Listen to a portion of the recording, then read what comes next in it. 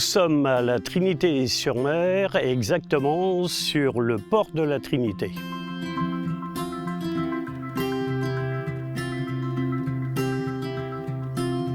Le port de la Trinité, avec son club nautique, la SNT, gère énormément de compétitions de voile, mais le port de la Trinité, c'est surtout un port de plaisance, famille, loisirs, etc.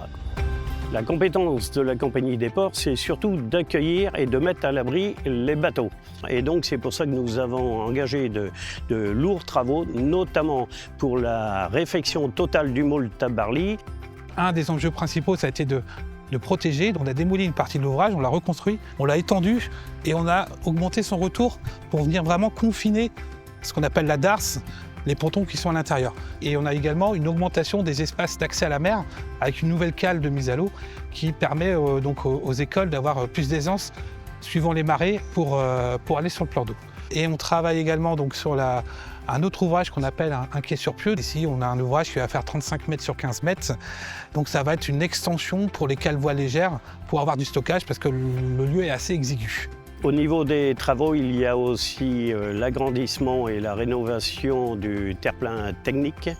Alors bien entendu, dans tous les travaux que nous organisons dans chaque port, et en l'occurrence ici à la Trinité-sur-Mer, on a le souci de cette protection de l'environnement, mais aussi des eaux littorales, puisque nous sommes également une zone conchilicole avec beaucoup d'ostréiculteurs. Et donc dans cette rénovation, nous avons prévu une réorganisation du traitement des eaux de carénage nécessaires et indispensables pour l'environnement des eaux du port.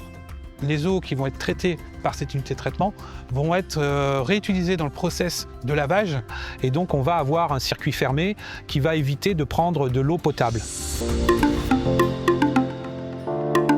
Nos interventions en termes de maîtrise d'œuvre sont toujours liées à un besoin du client, un besoin technique. Et donc nous, on vient apporter une analyse plus fine des contraintes. Alors c'est des contraintes, on va dire, de nuisance sonore et de passage de véhicules dans le cœur de la ville.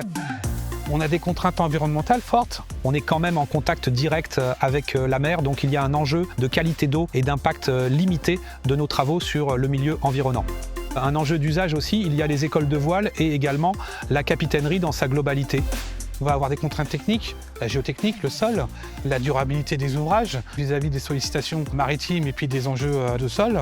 On apporte aussi une notion d'assistance dans la méthodologie et dans l'organisation du chantier. On a le souci aussi du service apporté aux plaisanciers qui laissent leurs bateaux. Nous avons, avec les entreprises, tout mis en œuvre pour que les phasages des travaux s'organisent très bien.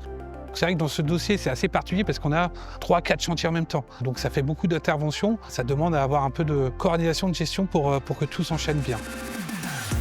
On a réussi à tenir les délais. On peut être satisfait des travaux que nous avons engagés. Et pour l'avenir du port de la Trinité, on peut être serein.